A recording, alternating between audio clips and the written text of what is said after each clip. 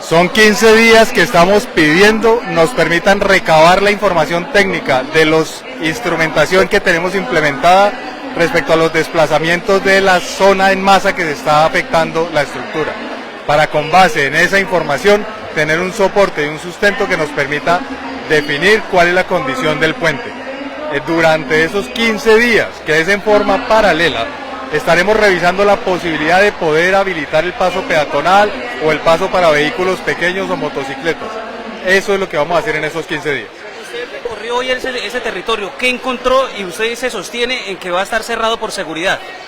Lo que encontramos es una afectación en la estructura del puente Chorro Blanco ocasionado por deslizamiento en gran proporción de masa de tierra en la zona superior del puente y un desplazamiento de masa de tierra en la parte inferior del puente, entre el puente y el río Cusiana, que está generando esfuerzos a la estructura del puente y lo está desplazando y torsionando, lo está torciendo en las condiciones de soporte de las columnas y de las vigas. Esta situación lo que ha hecho es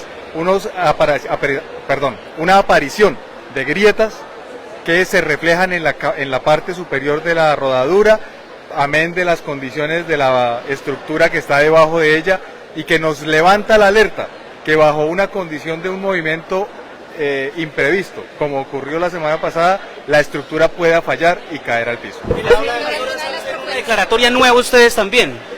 Disculpa, en las últimas horas realizan ustedes una declaratoria frente a esta misma emergencia. Nosotros realizamos una declaratoria de emergencia del corredor vial, no solo del punto de los tres viaductos o puentes que tenemos aquí instalados. Estamos hablando de todo el corredor vial porque el desplazamiento que estamos presentando afecta aproximadamente 10 kilómetros de la vía, no solo los puentes. Después de la emergencia social por la que pasa Pajarito, ¿cuánto tiempo más puede estar cerrada esta vía tan importante?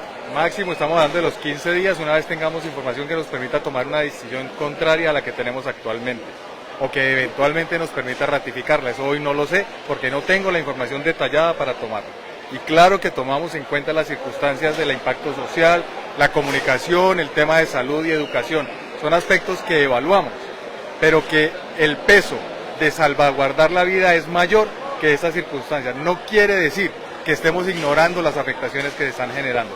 Somos conscientes que se presentan y tenemos que trabajar de la mano con las demás entidades, unidades de riesgo, alcaldías y gobernaciones para en conjunto encontrar la solución más adecuada a toda la problemática en función de las responsabilidades de cada una de las entidades. ¿Qué representó a la comunidad de Pajarito? ¿Qué decir frente a ella?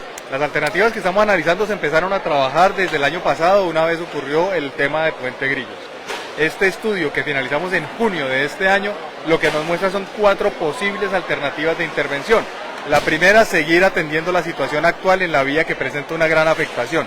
La segunda es una vía existente, que es sobre el costado occidental, habilitarla esta vía como vía alterna, obviamente implicaría hacer mejoramientos de radio de giro, superficie de rodadura y tal, es decir, reconstruir esa vía para que preste el servicio necesario.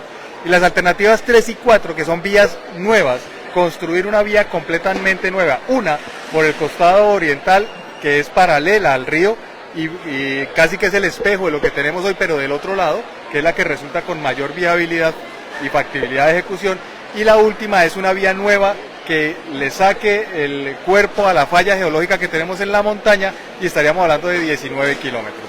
En ese orden de ideas, la recomendación de este estudio de factibilidad nos indica que la vía más probable de intervenir o de ejecutar es la alternativa 3, que es al lado del río de la otra zona de donde tenemos la vía actualmente. Sobre eso entonces se dispara un proceso de ingeniería de verificar factibilidades, verificación de predios, licencias ambientales y demás para sacar estudios y diseños a construcción. Ingeniero, ¿quién debe hacer cumplir el cierre de la transversal del Cusiana en este momento? ¿Quién debe hacer cumplir el cierre de la transversal del Cusiana en este momento? La instrucción del cierre se genera a partir del INVIAS como responsable de la infraestructura en cumplimiento de la preservación de la vida.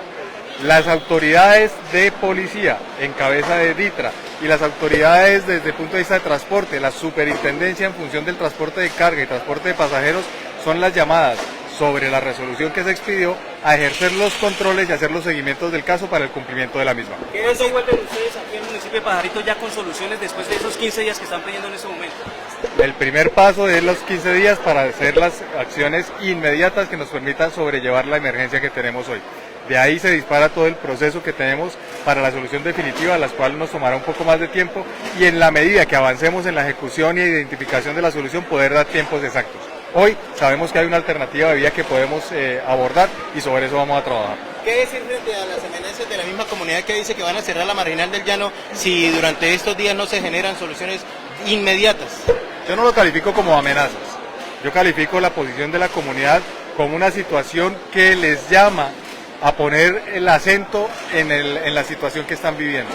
Entonces, son producto de, como ellos mismos lo dicen, la desesperanza y las circunstancias de no creer a veces en los planteamientos que desde el gobierno nacional o departamental o municipal se hacen, debido a que es una circunstancia que ya traemos de tiempo atrás, por las circunstancias de la naturaleza que nos están afectando. Entonces yo no lo llamaría amenazas.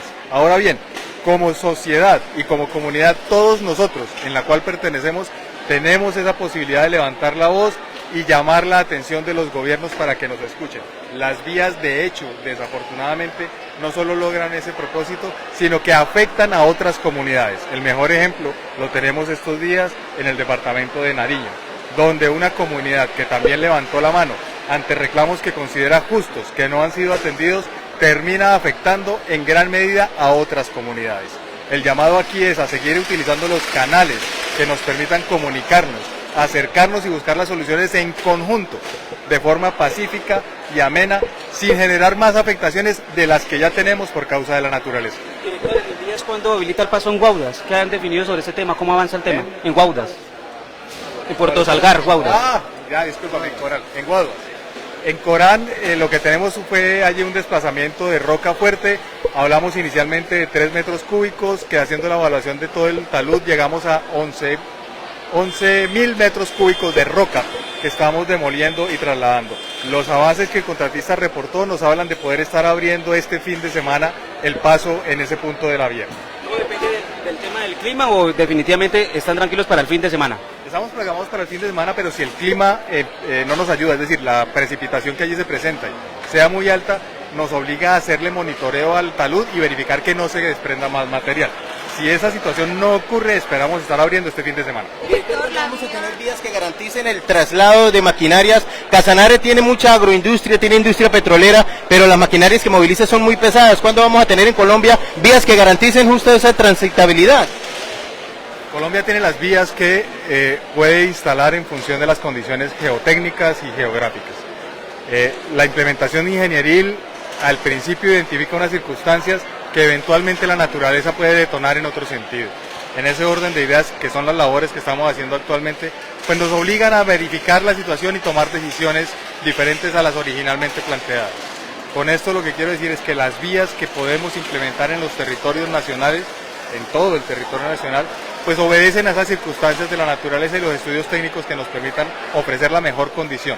El avance de la infraestructura es un poco más lento en términos de su ejecución física que el avance de los vehículos. La capacidad de los vehículos para transportar mayor capacidad de tonelaje y demás, el tipo de las velocidades y los ejes que transmiten fuerza.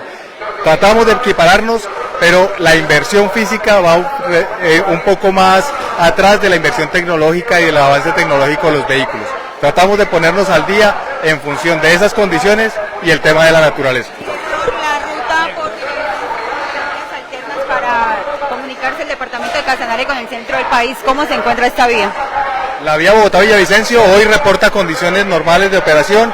El contratista de la ANI, que es el concesionario que hace la vigilancia de la vía, está permanentemente revisando estas condiciones y ante una eventual condición de alerta por incremento de la pluviosidad que puede eventualmente afectar el terreno, levanta las alertas del caso y hace los cierres temporales para garantizar la vida de las personas. Pero hoy los reportes que tenemos desde la ANI es que la vía está operando en condiciones funcionales y sin ningún inconveniente. ¿La vía Morro-Labranza Grande-Bahondo sería una alternativa? Es una de las vías que tenemos como alternativa y es una de las vías en las cuales hemos invertido recursos, mejoramiento de puntos críticos y sobre la cual seguiremos haciendo intervenciones que nos permitan ofrecerla como vía alterna a la situación de Villa Cusiana. Hay un problema, y es que la comunidad de Pajarito aún no cree y ha dicho que lo que usted ha venido a decir acá son mentiras con respecto a la parte técnica. ¿Qué decirle a las personas que son incrédulas ante que el puente se puede caer? Entendemos la frustración que pueda tener la comunidad, pero no compartimos el hecho de que se nos llame mentirosos. Estamos haciendo la labor lo más profesional, idóneamente posible y dentro de las responsabilidades que tenemos como Instituto Nacional de Vías. Comprendemos que se sientan frustrados y que no vean que una solución que llegue pronto sea tomado por parte de ellos como algo de mentiras. Lo que decimos desde el Instituto Nacional de Vías, estamos ejecutando de la manera más profesional y técnica posible las soluciones para implementar en el menor tiempo posible. No comparto esa apreciación que tiene la comunidad de que seamos mentirosos, porque no es lo que queremos transmitir. Les agradezco a ustedes todo el tiempo que me han prestado, que tengan una feliz tarde.